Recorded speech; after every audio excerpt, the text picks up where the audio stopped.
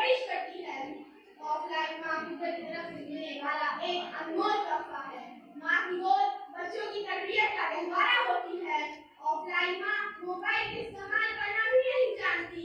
Offline माँ रात में अपने बच्चों को बुजुर्गों के वाक़यात, कहानियाँ और लोरियाँ सुना सुनाकर अपनी आगोश में सुलाती है, जबकि ऑनलाइन माँ अपने बच्चों को डांट डपट कर सुलाती है और देर गई रात तक मोबाइल में गेम या सीरियल वगैरह देखती रहती है।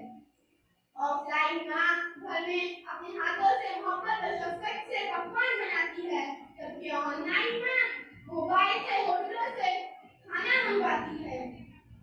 ऑफलाइन माँ घर के हर फर्द की सेहत का ख्याल रखते हुए तमाम काम खुशअस्लूबी के साथ अंजाम देती है। करने के बावजूद भी अपनी थकान का इज़हार नहीं करती और न ही किसी पे एहसान जताती है। मैंने माँ से पूछा कब तक सर रखने देगी अपने कंधे पे। कंधे पे। माँ मुस्कुराई और कहा जब तक लोग उठा न लें मुझे अपने कंधे पे। सामईन, ऑनलाइन माँ तो हर वक्त अपना ताल्लुक मोबाइल से बनाए रखती है और घर के फर्द से और बच्चों से दूर होती जाती है। इसकी वजह से बच्चों के मुस्तकबिल पे इसके बुरे असर नुमाया हो रहे हैं।